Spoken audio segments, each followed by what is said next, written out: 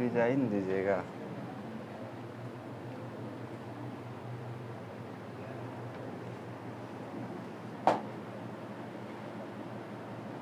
इसका चार्ज खत्म हो गया फिर से।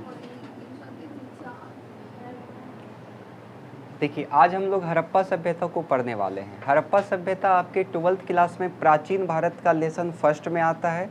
एनसीईआरटी के हिसाब से अगर आप इस लेसन का नाम देखिएगा तो उसमें आपको दिखेगा ईंट, मनके और अस्थियाँ, एनसीईआरटी के हिसाब से। तो अभी जो हम आप लोगों को पढ़ाएंगे वो एनसीईआरटी पे आधारित ही सारा पढ़ाएंगे, ताकि आपका एनसीईआरटी भी कंप्लीट हो जाए, ठीक है। हड़प्पा सभ्यता था आखिर क्या, उसको ध्यान से समझिएगा। उससे भी ज़्यादा ज़रूरी है कि हड़प्पा सभ्यता को हम आखिर पढ़े क्यों, क्या फ़ायदा होगा, क्या लाभ होगा हमको हड़प्पा सभ्यता को पढ़ने से। देखिए, यदि आप क्लास 12th में हैं तो हड़प्पा सभ्यता से ही केवल और केवल 12 से 15 नंबर का एग्ज़ाम में पूछा जाता है। केवल हड़प्पा सभ्यता के चैप्टर से ही लगभग 12 से 15 नंबर का पूछा जाता है।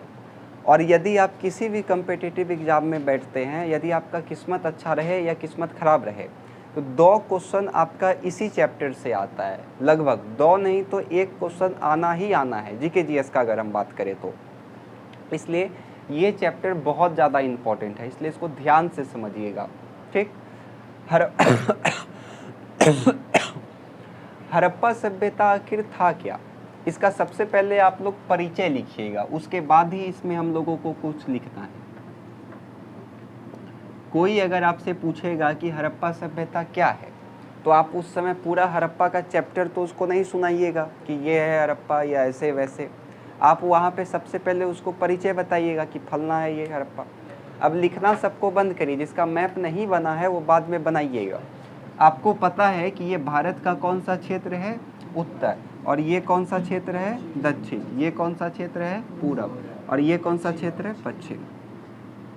और आपको ये भी पता है कि उत्तर से पश्चिम को अगर हम संधि विच्छेद कर देते हैं तो उसका संधि विच्छेद क्या बनता है, पश्चिमोत्तर। ये आपको पता है, ये ना। तो ये जो हड़प्पा सभ्यता था वो भारत के पश्चिमोत्तर क्षेत्र में था। अक्सर एग्जाम में पूछा जाता है कि हड़प्पा सभ्यता या सिंधु घाटी सभ्यता भारत के किस क्षेत्र में था, तो आपको वहाँ पे बोलना है पश्चिमोत्तर, यानी कि पश्चिम और उत्तर, ठीक है। यहाँ तक में जो हड़प्पा सभ्यता था वो भारत के पश्चिमोत्तर क्षेत्र में था। तो अब हम इधर का भाग को मिटाते हैं, क्योंकि अब आपको समझ में आ गया होगा इधर।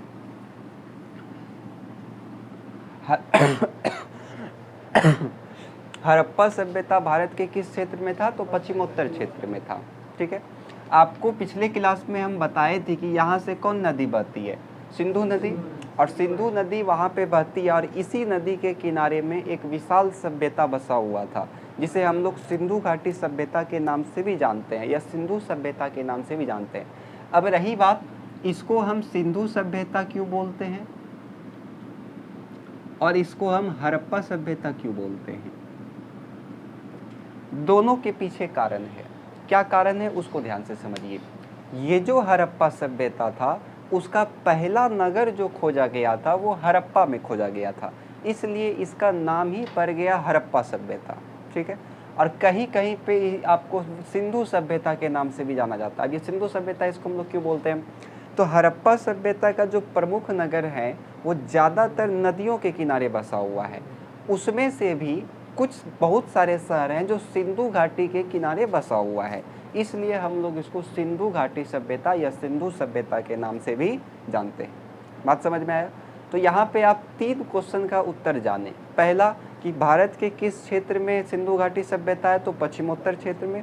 दूसरा जो अक्सर नहीं जानता है लोग वो यह कि सिंधु घाटी सभ्यता को हड़प्पा सभ्यता क्यों कहते हैं, या हड़प्पा सभ्यता को सिंधु घाटी सभ्यता क्यों कहते हैं। ये दोनों क्वेश्चन अगर कोई आपसे पूछेगा तो आप उसका उत्तर कैसे दीजिएगा कि सिंधु घाटी सभ्यता, अगर ऐसे पूछ रहा है कि इस सभ्यता को हड़प्पा सभ्यता ही क्यों कहें हम लोग, तो आपको उत्तर देना है वहाँ पे कि इसलिए क्योंकि इस सभ्यता का पहला नगर हड़प्पा को खोजा गया था, इसलिए हम लोग इस सभ्यता को हड़प्पा सभ्यता के नाम से जानते हैं। और यदि कोई पूछता है कि इसको सिंधु घाटी सभ्यता या सिंधु सभ्यता के नाम से क्यों जानते हैं, तो उसमें आपको बोलना पड़ेगा क्योंकि यह सभ्यता का अधिकांश नगर सिंधु नदी के किनारे बसा हुआ है, इसलिए हम लोग इसको सिंधु घाटी सभ्यता के नाम से भी जानते हैं। हो जाएगा यहाँ तक में। ये तो रहा बात की बात। अब आपको परिचय में क्या क्या लिखना पड़ता है तो उसको ध्यान से समझिए। सबसे पहले आप लिखिएगा कि हड़प्पा सभ्यता भारत के पश्चिमोत्तर क्षेत्र में स्थित था, जो आज से लगभग हजारों साल पहले वहाँ पे अस्तित्व में था। अभी उसका पतन हो गया है। सबसे पहले आपको लिखना पड़ेगा कि हड़प्पा सभ्यता भारत के पश्चिमोत्तर क्षेत्र में स्थित था, जो आज से लगभग 5000 साल पहले, या लगभग बोल रहे हैं, लगभग 5000 साल पहले अस्तित्व में था। ठीक है, अभी उसका क्या हो गया है, पतन हो गया है। अभी हड़प्पा सभ्यता के नाम पर हम लोगों के पास केवल और केवल उसका खंडर है। ठीक, यह सभ्यता का मुख्य विशेषता हम कह सकते हैं कि यह एक नगरीय सभ्यता थी। आप सोच सकते हैं कि 5000 साल पहले भी नगर का अस्तित्व था। ये गांव नहीं था बल्कि एक नगरीय सभ्यता थी। इसके साथ साथ ये सभ्यता का जो आकार था वो त्रिभुजाकार था, लगभग त्रिभुजाकार था। ये त्रिभुज टाइप में ये बना हुआ था। ये सभ्यता लगभग आपका त्रिभुज टाइप में बना हुआ था। ठीक है, उसको हम पढ़ेंगे आगे, जैसे जैसे इसको पढ़ेंगे हम आगे वैसे वैसे पढ़ेंगे। ठीक है, इस सभ्यता का कुछ प्रमुख नगर में आपको बोल देना है, जैसे हड़प्पा, मोहनजोदड़ो, कालीबंगान, चनहुद्रो, हाँ लोथल, राखीगढ़ी, धोलावीरा। अब बहुत सारा है, 2800 है। कितना याद रखिएगा, एक टू थोड़े है, 2800 अभी तक में मिला है। तो आप उतना याद रखना संभव है क्या? लेकिन जो जो मेन है उसको तो हमको याद रखना ही पड़ेगा ना। 2800 तो याद रहेगा नहीं। तो कैसे, जैसे आप ऐसे समझिए ना, आपको अपना परदादा का नाम नहीं पता होगा, पता भी होगा तो परदादा का भी, पापा का नाम आपको नहीं पता होगा, हार्डली आपको दादा तक नाम पता होगा। जैसे आपको भारत का पहला राष्ट्रपति पता होगा, दूसरा पता होगा, तीसरा से लेकर के 10वां तक कौन है आपको पता भी नहीं होगा। पहला पता रहता है और लास्ट का पता रहता है, बीच में कौन आया गया किसी को कोई मतलब होता है? जैसे आप, जो बच्चा फर्स्ट करता है आदमी उसको देखा, और जो बच्चा फेल करता है आदमी उसको देखा, बीच वाला को कोई देखता है क्या? तो अब आप परिचय लिखने के काबिल हो गए हैं। तो परिचय आप कैसे लिखिएगा? सबसे पहले आप लिखिएगा, हड़प्पा सभ्यता भारत के पश्चिमोत्तर क्षेत्र में बसा एक नगरीय सभ्यता था, जो आज से लगभग 5000 साल पहले अस्तित्व में था। हो जाएगा? क्या बोले हम? लाइन बनाने के लिए सीखिए। हड़प्पा सभ्यता भारत के पश्चिमोत्तर क्षेत्र में बसा हुआ एक नगरीय सभ्यता था, जो आज से लगभग 5000 वर्ष पहले अस्तित्व में था। हो जाएगा? यह सभ्यता का आकार त्रिभुजाकार थी। ठीक है, इस सभ्यता के कुछ प्रमुख नगर हड़प्पा, मोहनजोदड़ो, कालीबंगान, लोथल, राखीगढ़ी, धोलावीरा, रंगपुर, अल्ना फलना, ढिकाना, ढेरी है। आप इत्यादि लिख करके इंड कर सकते हैं।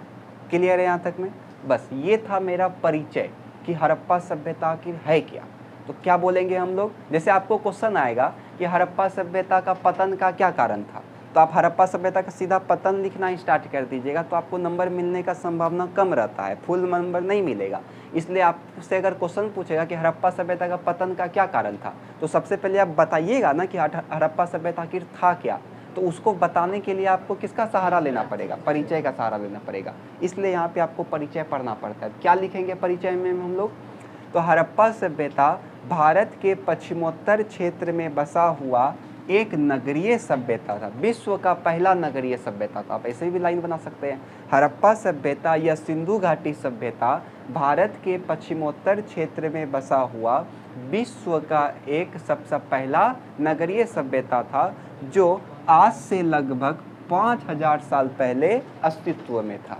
ठीक है, यहाँ तक में? इसका आकार त्रिभुजाकार था। इस सभ्यता का कुछ प्रमुख नगर हड़प्पा, मोहनजोदड़ो, कालीबंगान, चनहुद्रो, लोथल, राखीगढ़ी और धोलावीरा, बहुत सारा इत्यादि है। ये रो में आकार है। समझ में आया? ये था मेरा परिचय। तो इसमें किसी को कोई दिक्कत है? कैसे बोलना है समझ में आ गया ना? स्पीड में लिखिए। और बड़का मैप बना लेते, मैप छोटा सा बनाना है। हाँ ठीक है, लिखिए परिचय डैश दे करके लिखिए। हड़प्पा सभ्यता या सिंधु घाटी सभ्यता, हड़प्पा सभ्यता या सिंधु घाटी सभ्यता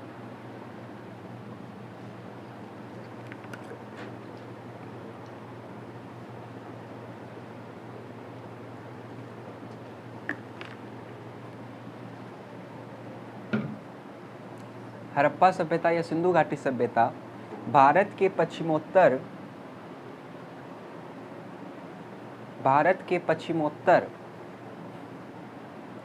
भारत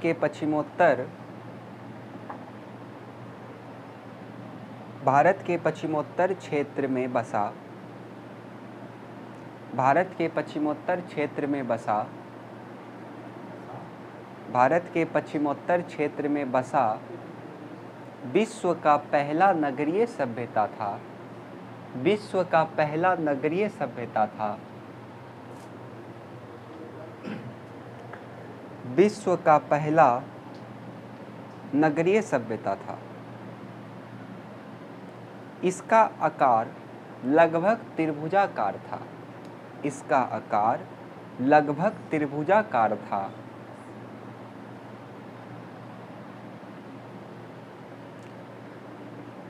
इसका आकार लगभग त्रिभुजाकार था। हो गया। इस सभ्यता के कुछ प्रमुख नगर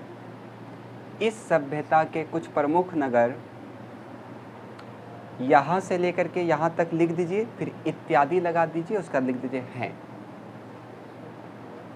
इस सभ्यता के कुछ प्रमुख नगर हड़प्पा, मोहनजोदड़ो, कालीबंगान, चंद्रद्रो, लोथल होगा, राखीगढ़ी, धोलावीरा इत्यादि हैं।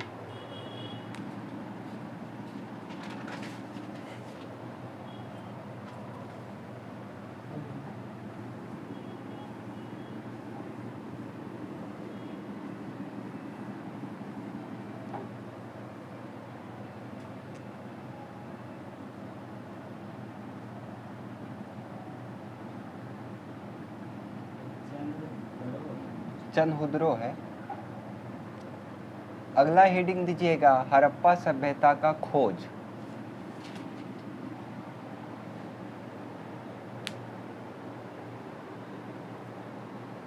अगला हेडिंग दे करके लिखिए हड़प्पा सभ्यता का खोज। राखीगढ़ी, हाँ राखीगढ़ी, धोलावीरा।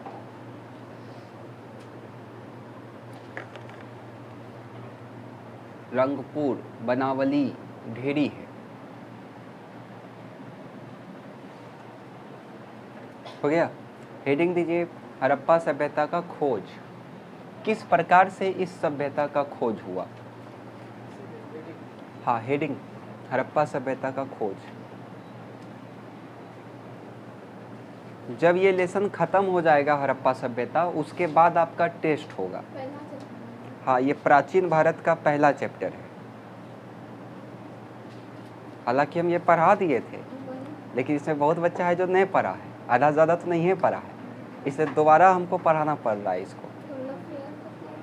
फेयर जो इसके पहले वाला फेयर किए हैं, उसको हम एक सजेस्ट करेंगे कि आप एक बार फिर से फेयर कर लीजिए, या फिर वहीं पे आप कुछ एडजस्ट कर सकते हैं तो कर लीजिए। जैसे बहुत कुछ नया नया अगर टॉपिक आता है तो आप उसको उसमें ऐड कर सकते हैं। बाकी वो भी बेस्ट है, वो भी लिखिएगा तो उतना ही नंबर मिलेगा, ये भी लिखिएगा तो उतना ही नंबर मिलेगा, आपका इच्छा है।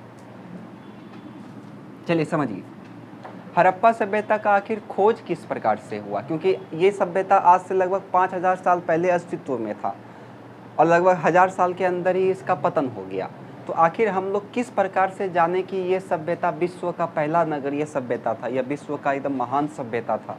खोज का कुछ कहानी तो होगा, तो उस खोज का कहानी को आप ध्यान से समझिएगा।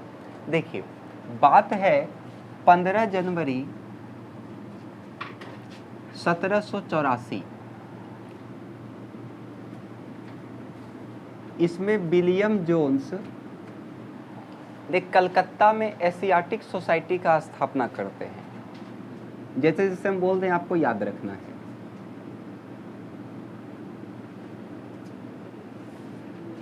विलियम जोन्स ने कलकत्ता में एशियाटिक सोसाइटी का स्थापना किया। अब जैसे एशियाटिक सोसाइटी का स्थापना हुआ वैसे जो भारतीय इतिहास था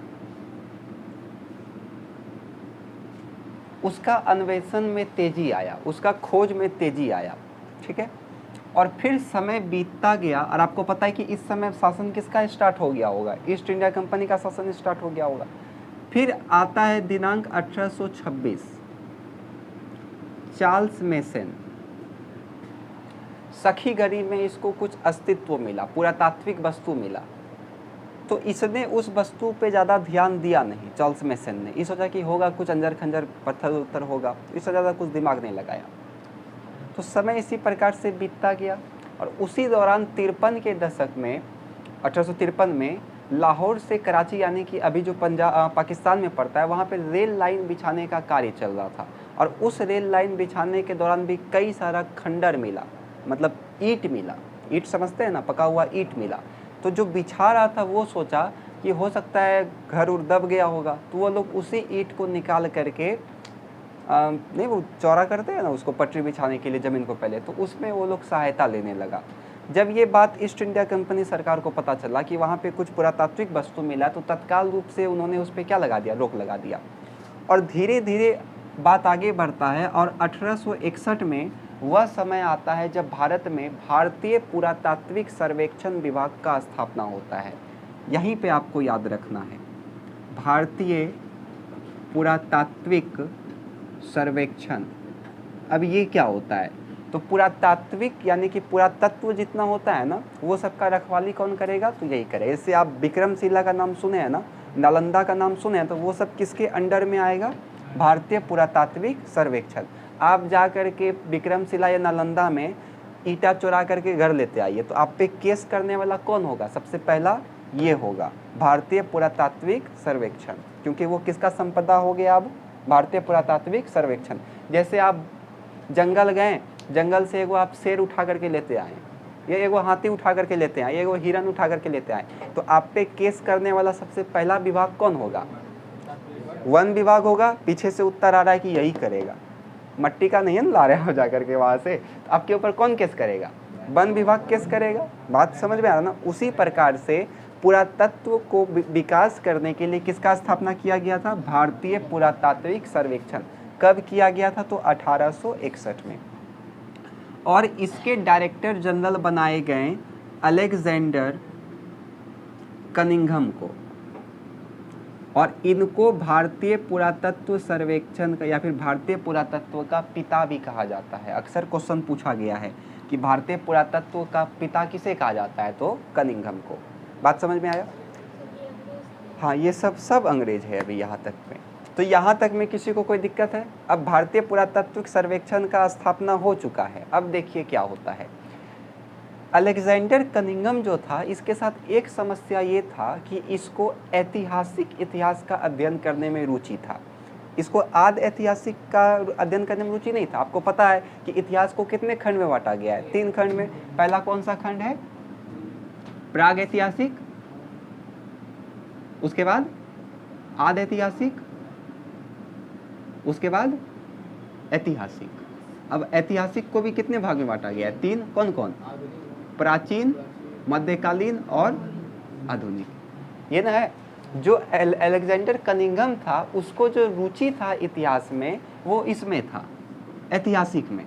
क्यों ऐतिहासिक में था, क्योंकि हम आपको जस्ट पिछले क्लास में बताए थे कि प्राग ऐतिहासिक में जो भी हमको सामान मिला है, क्या हम उसको पढ़ पाए हैं, क्या नहीं। उसको लिखना ही नहीं आता था। इस इतिहासकार में जो लोग थे, उसको लिखना ही नहीं आता था। आदि मानव था उस समय। इसमें जो लोग आया, वो ऐसा लिख करके गया कि उसको आज तक हम पढ़ ही नहीं पाए हैं। जैसे मान के चलिए, जो कलिंघम को मिला था, वो ये मिला था। देखिए, आप पढ़ के बताइएगा क्या लिखा है। ये एक प्रकार का मुहर है।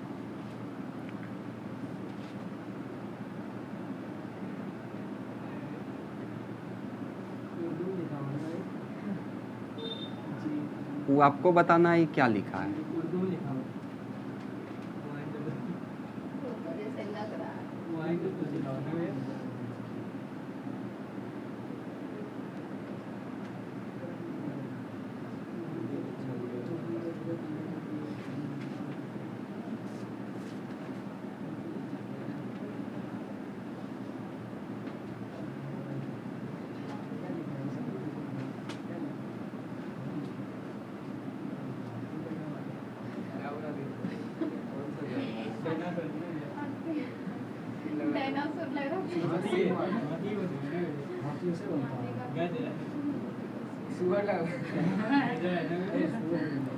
आप चित्र पे मत जाइए, यहाँ पे जो हम लिखे हैं क्या आप पढ़ पा रहे हैं वो क्या लिखा है?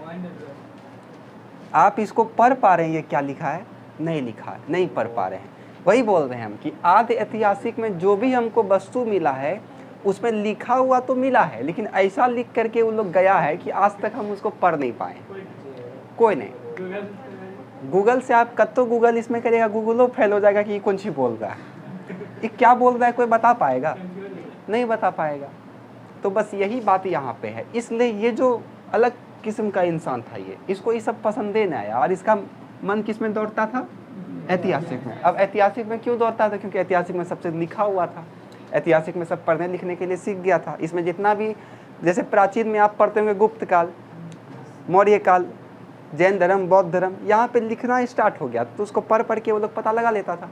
लेकिन आदि ऐतिहासिक का समस्या ये था कि इसमें कुछ लिखा हुआ था ही नहीं, जो भी था उसको हम लोग आज तक पढ़ ही नहीं पाए, आज तक नहीं पढ़ पाए हम लोग, इसलिए इसका ज़्यादा दिमाग इसमें लगता नहीं था।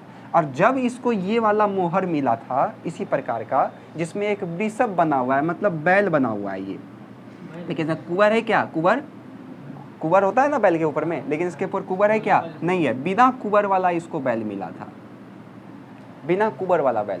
तो ये सोचा कि हो सकता है ये प्राचीन काल का होगा, मौर्य काल या फिर गुप्त काल का होगा, सोचिए। लेकिन ये इससे भी ज़्यादा पुराना था आदि ऐतिहासिक में, इसको ज़्यादा दिमाग लगा ही नहीं कि ये ऐसा भी कुछ है, तो ये भी खोज करने में असफल रह गया कनिंघम। बात समझ में आया? अब उसके बाद 1924 में जब भारतीय पुरातत्व सर्वेक्षण का अगला डायरेक्टर 1902 में बनता है, कौन? John Marshall. और इसी के समय में दो आदमी आते हैं। पहला आदमी का नाम आपको याद रखना है दयाराम साहनी, और दूसरा आदमी का नाम आपको याद रखना है राखल दास बनर्जी। अब आपको धीरे धीरे कहानी समझ में आना स्टार्ट हो जाएगा। देखिए 1924 में जब जॉन मार्शल भारतीय पुरातत्व सर्वेक्षण का डायरेक्टर तो 1902 में ही बन गया था, लेकिन 1921 में दयाराम साहनी और 1922 में राखल दास बनर्जी जाते हैं पूर्वोत्तर क्षेत्र में और वहाँ पे खुदाई करवाना शुरू करते हैं। और जब उन्होंने वहाँ पे खुदाई करवाना शुरू किया तो दयाराम साहनी को मिल गया कौन? हड़प्पा। और ये हड़प्पा था कहाँ? तो ये हड़प्पा अभी पाकिस्तान में पंजाब जो है वहाँ पे रावी नदी के किनारे बसा हुआ था, ठीक है। और इस प्रकार से उसने हड़प्पा का क्या किया? खोज किया। और 1922 में जस्ट एक साल के बाद जो राखल दास बनर्जी था उसने मोहनजोदड़ो का खोज किया। ये कहाँ था? तो ये पाकिस्तान का सिंध प्रांत में सिंधु नदी के किनारे बसा हुआ था। और फिर 2 साल के बाद यानी कि 1924 में जो भारतीय पुरातत्व सर्वेक्षण का तत्कालीन डायरेक्टर जनरल था जॉन मार्शल, उसने पूरा विश्व के सामने कहा कि हमने एक नवीन सभ्यता का क्या किया है? खोज किया है। और वो सभ्यता क्या है? हड़प्पा सभ्यता। अब आपको इसका कहानी समझ में आया होगा कि किस प्रकार से इसका शुरुआत 1784 में हुआ और अंततः ये हमको कब मिला? तो 1921 में। और पूरा विश्व को कब पता चला? तो 1924, क्योंकि उस समय का पुरातत्व सर्वेक्षण का जो जनरल डायरेक्टर था वो कौन था? John Marshall. और इन्होंने ही घोषणा किया कि हमने विश्व का सबसे नवीन सभ्यता का क्या किया है? खोज किया है। जो सभ्यता का नाम क्या है? तो हड़प्पा सभ्यता। बात समझ में है? यहीं पे थमे नहीं है अभी हम लोग, इसके बाद थोड़ा सा और हमको आगे बढ़ना है। क्या आगे बढ़ना है उसको ध्यान से समझिए।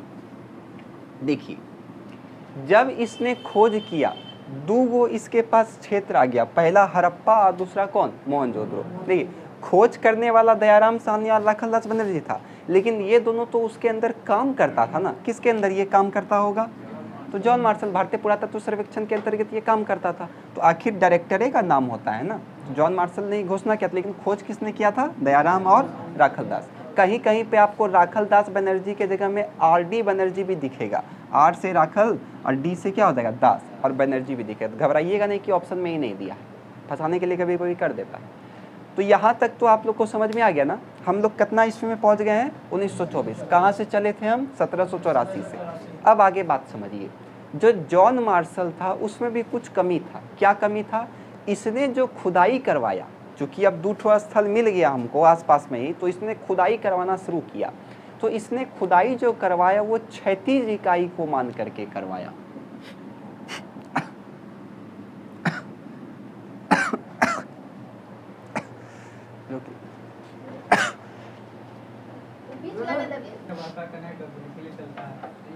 देखिए, जॉन मार्शल ने क्या गलती किया था उसको ध्यान से समझिए। जॉन मार्शल ने क्या किया?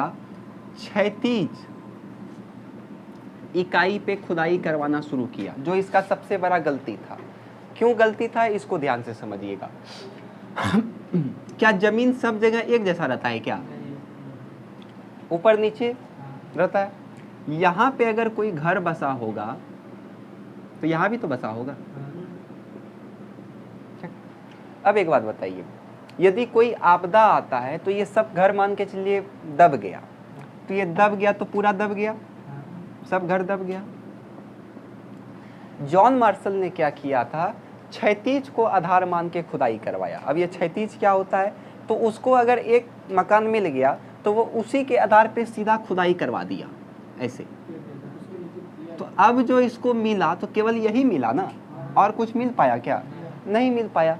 तो ये सबसे बड़ा उसका गलती था, और इस गलती को सुधारने के लिए आते हैं व्हीलर। इसने क्या किया? 1944 में जो भी टीला मिला था, जो भी वस्तु वहाँ से मिला, उसका क्षैतिज का नहीं मान करके टीला का अस्तर विन्यास को देखा गया कि आखिर उसका अस्तर विन्यास कहाँ से कहाँ तक है। तो उसने पाया कि अरे ये तो और नीचे है, तो इसने और नीचे तक को क्या करवाया? खुदाई करवाया। हो सकता है यहाँ पे भी मकान होता, भूकंप आया होगा, ये दब गया होगा, उसी के ऊपर में ही मकान बनाया होगा। ऐसा भी तो हो सकता है। क्या पता हम लोग भी धरती को कोरे तो उसके नीचे से और कुछ मिल जाए, हमको जरूर मिल जाए। कोई ज़रूरी है कि हम ही लोग ऊपर में हैं? ऐसा हो सकता है ना। तो इसने क्या किया? टीले को अस्तर विन्यास मान करके नीचे तक खुदाई करवाया, और इसने खुदाई में काफ़ी ज़्यादा अनुशासन को भी रखा, क्योंकि ये सेना का ब्रिगेडियर था, तो सेना में जो रहता है उसमें तो अनुशासन आ ही जाता है ऑटोमेटिक। तब जा कर के सफलतापूर्वक हम लोगों को कई सारा नगरों का क्या हुआ? पता चला, और आज तक लगभग 2800 नगरों को खोजा जा चुका है। लगभग बोल रहे हैं हम 2800, और अभी भी प्रयास जारी है। सोच सकते हैं आप ये कितना बड़ा सभ्यता होगा। और ये था पूरा का पूरा खोज का कहानी, जो 1784 में शुरू करना है आपको, और 1944 तक क्या आगे भी चलाते रहना है आपको। अब याद कैसे करना है इसको, उसको ध्यान से समझिए, क्योंकि रटने से तो कुछ होगा नहीं, वहाँ आपको लिखना पड़ेगा। तो सबसे पहले आप कहानी समझ गए ना, 1-2 टॉपिक याद अगर आप कर लीजिएगा तो देखिए कैसे आपको याद हो जाएगा। कलकत्ता में एशियाटिक सोसाइटी का स्थापना किसने किया? तो विलियम जोन्स। कलकत्ता में एशियाटिक सोसाइटी का स्थापना किसने किया? तो विलियम जोन्स। आप लोग भी बोलिए, तब उससे ज़्यादा बेटर से याद होगा। बच्चा में सबको ओआ याद है क्या? बच्चा में सबको ओआ याद किए थे ना? सबको याद होगा बच्चा में? काहे याद था बच्चा में आपको ओआ पता है? क्योंकि आप बोलते थे उसको और लिखते भी थे। और अभी क्या करते हैं? केवल आप लिखते हैं, बोलते नहीं हैं, क्योंकि आप लोग बड़े हो गए हैं ना, इसीलिए बोलना है, तब ये याद होगा। शर्म को घोट करके पी जाइए। वो बताए थे ना, विद्यार्थी, संत का कोई और भिखारी, ये तीनों का कोई इज्जत। आप लोग विद्यार्थी है तो आपका भी कोई इज्जत, बस। तो डरते काहे हैं? बताइए, कलकत्ता में एशियाटिक सोसाइटी का स्थापना किसने किया? William Jones. William Jones, William Jones, William Jones, William Jones, ऐसे होगा ना, जोन्स, विलियम जोन्स हो जाएगा। कब किया था? तो 15 जनवरी 1784, 15 जनवरी 1784, 15 जनवरी 1784। इसके बाद भारतीय इतिहास का अन्वेषण में क्या आया? तेजी आया। और जैसे तेजी आया तो 1861 में किसका स्थापना हुआ?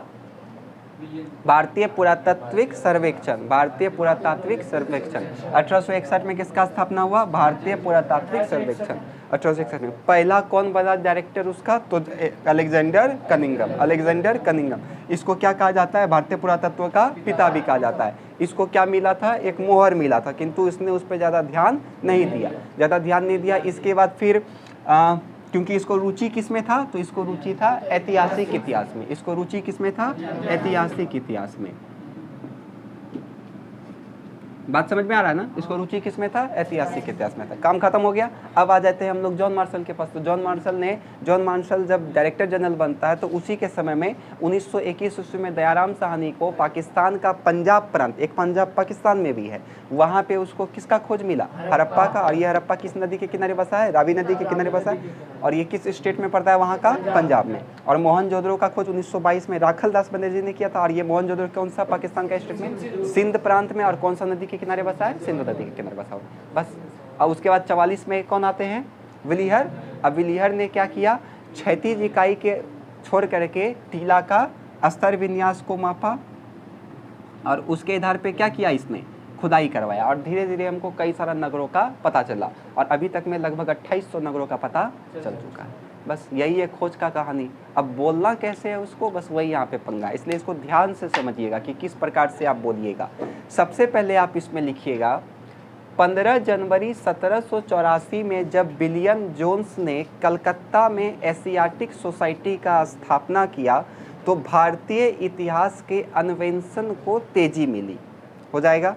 15 जनवरी 1784 में जब कलकत्ता में विलियम जोन्स ने एशियाटिक सोसाइटी का स्थापना किया तो भारतीय इतिहास के अन्वेषण में तेजी आई। क्लियर है तक में। कुछ समय के बाद 1826 ईस्वी में सबसे पहले चार्ल्स मेसन को कुछ पुरातात्विक वस्तु प्राप्त हुई, किंतु उसने उसके महत्व को नहीं समझा। हो जाएगा।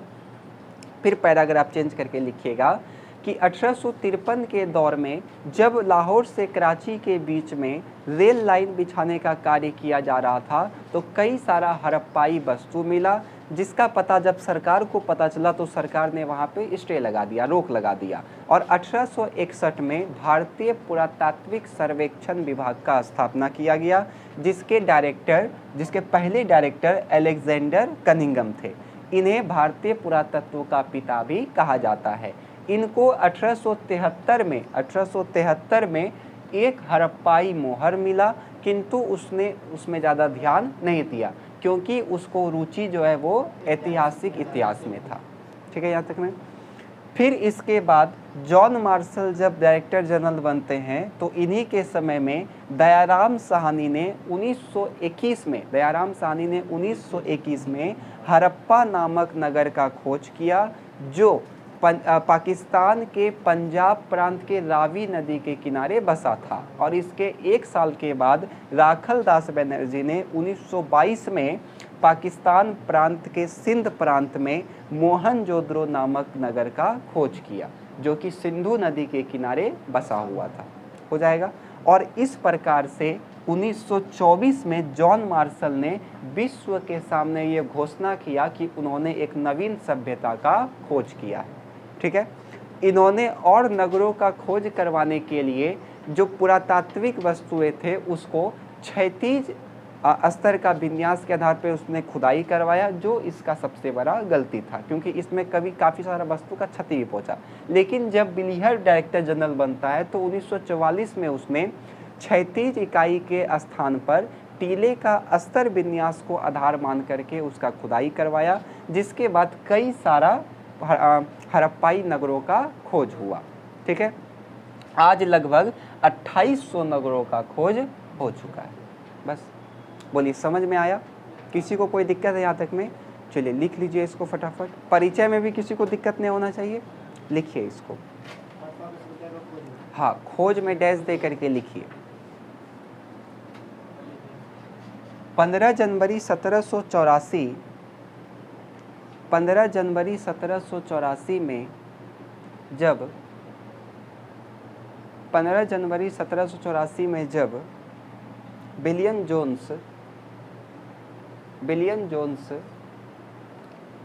जोन्स ने कलकत्ता में एशियाटिक सोसाइटी का स्थापना किया, एशियाटिक सोसाइटी का स्थापना किया। कलकत्ता में जब एशियाटिक सोसाइटी का स्थापना किया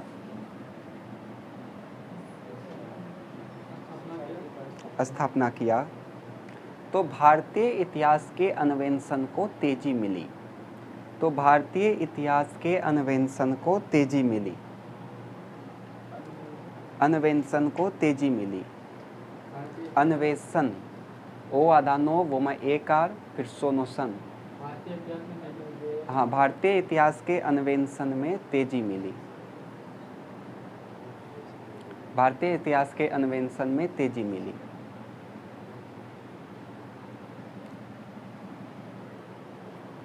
पैरा चेंज। 1826 में 1826 में चार्ल्स मेसन को भी कुछ पुरातात्विक वस्तुएं प्राप्त हुई। चार्ल्स मेसन को भी कुछ पुरातात्विक वस्तुएं प्राप्त हुई। हाँ, चार्ल्स मेसन को भी कुछ पुरातात्विक वस्तुएं प्राप्त हुई, किंतु उसने उस पर ध्यान नहीं दिया। पुरातात्विक वस्तुएं प्राप्त हुई किंतु उसने उस पर ध्यान नहीं दिया, किंतु उसने उस पर ध्यान नहीं दिया। जब 1861 में भारतीय पुरातात्विक सर्वेक्षण विभाग का स्थापना किया गया, जब 1861 में भारतीय पुरातात्विक सर्वेक्षण विभाग का स्थापना किया गया, भारतीय पुरातात्विक सर्वेक्षण विभाग का स्थापना किया गया, जब 1861 में भारतीय पुरातात्विक सर्वेक्षण का स्थापना किया गया,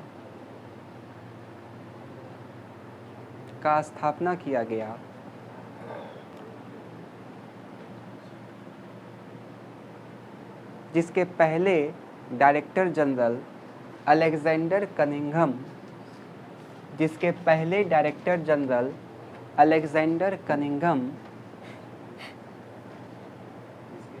जिसके पहले director general Alexander Cunningham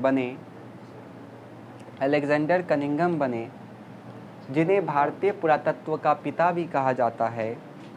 Alexander Cunningham बने, जिन्हें भारतीय पुरातत्व का पिता भी कहा जाता है, भारतीय पुरातत्व का पिता भी कहा जाता है, जिन्हें भारतीय पुरातत्व का पिता भी कहा जाता है,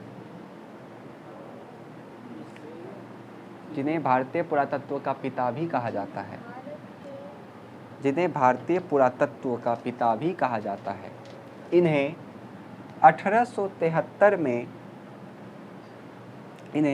1873 में कुछ हड़प्पाई मोहरें मिली, कुछ हड़प्पाई मोहरें मिली, किंतु उन्होंने ज़्यादा ध्यान नहीं दिया,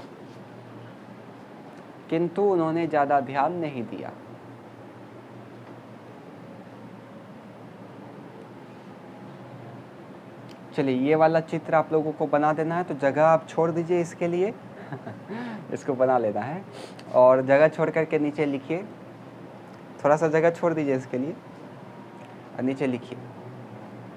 अंततः 1921 में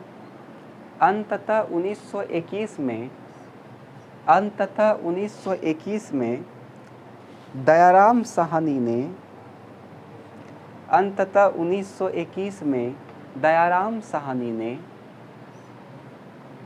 पाकिस्तान के पंजाब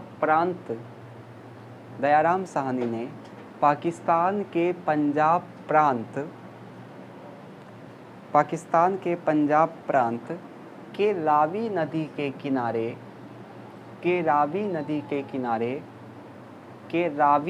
के किनारे हड़प्पा नामक नगर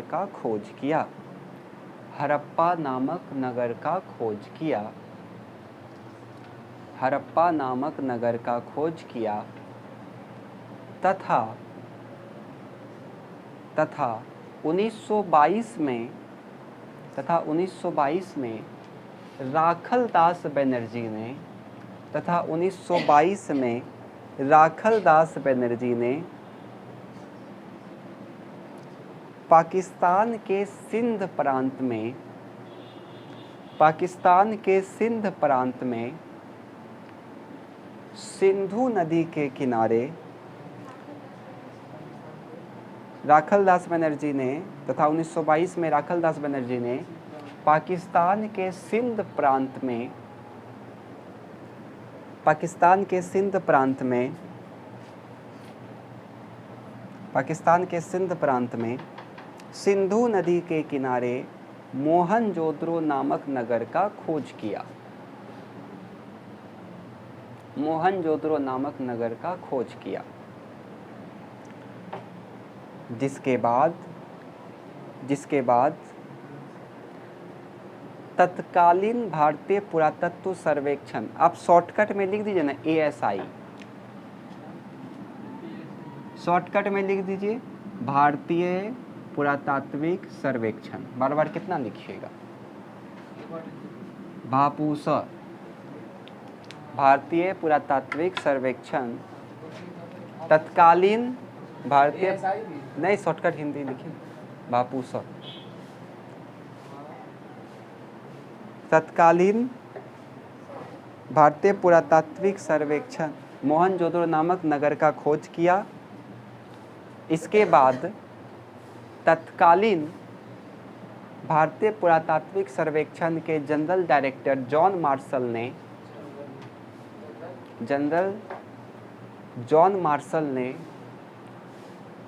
तत्कालीन भारतीय पुरातत्व सर्वेक्षण के डायरेक्टर जनरल जॉन मार्शल ने 1924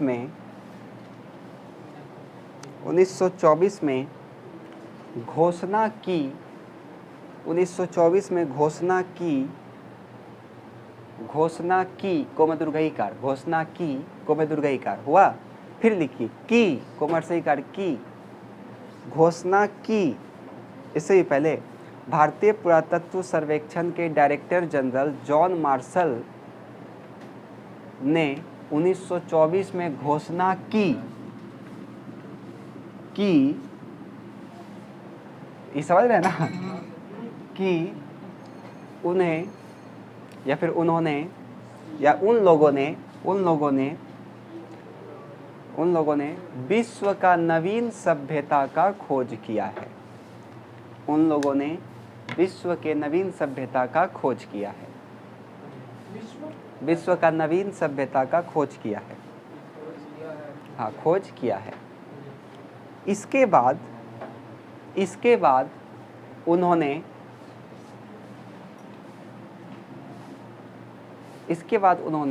उत्खनन के लिए स्तर विन्यास को इकाई माना, स्तर विन्यास को इकाई माना, हाँ उत्खनन के लिए स्तर विन्यास को इकाई माना, स्तर विन्यास को इकाई माना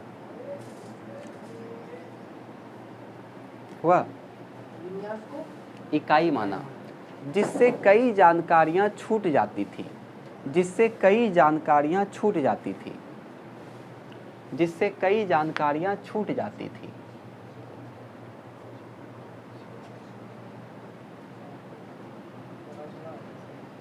हो गया। लेकिन जब पैरा चेंज कर सकते हैं आप, जब अगर पैरा चेंज करिएगा तो लेकिन मत लगाइएगा। जब व्हीलर डायरेक्टर जनरल बनते हैं, जब व्हीलर डायरेक्टर जनरल बनते हैं, व्हीलर आधा वो लोमेदुर्गईकार हो रहा है, लेकिन जब व्हीलर डायरेक्टर जनरल बनते हैं तो उन्होंने हड़प्पाई टीले के स्तर विन्यास, हड़प्पाई टीले के स्तर विन्यास को आधार मानकर खुदाई करवाया, स्तर विन्यास को आधार मानकर खुदाई करवाया, जिनसे उन्हें काफ़ी सफलता मिली, जिससे उन्हें काफ़ी सफलता मिली।